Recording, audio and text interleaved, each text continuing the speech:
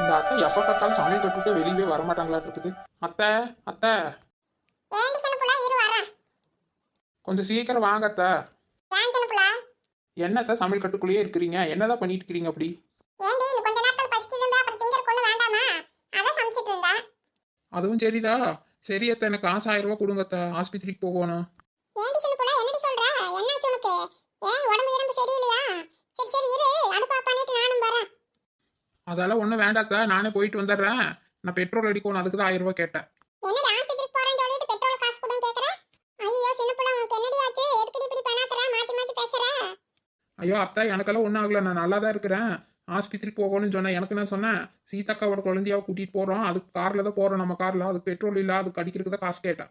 ஓ அதுக்கா? நானே கொஞ்சம் பயந்துட்டு சின்னப்புள்ள. சரிடி இந்த காசு பையில 2000 ரூபாய் வச்சிருக்கேன். 1000 ரூபாய் எடுத்துட்டு 1000 ரூபாய் வச்சிட்டு போ. ஓஹோ அப்படியா? காசு பையில 2000 ரூபாய் வச்சிருக்கீங்களா? சரி அத்தை, அப்போ 1000 ரூபாய்க்கு பெட்ரோல் அடிச்சுட்டு நான் 1000 ரூபாய் செலவுக்கு எடுத்துக்கிறேன். அது 500 ரூபாயாச்சும் வச்சிட்டு போ பையில. எல்லாத்தையும் தூக்கிட்டு போகாத. அட போங்கத்த, எனக்கு 2000 ரூபாயே பத்தாதே. நீங்க வேற ஏதாவது பணம் இருந்தா எடுத்து செலவு பண்ணுங்க. பாயத்த.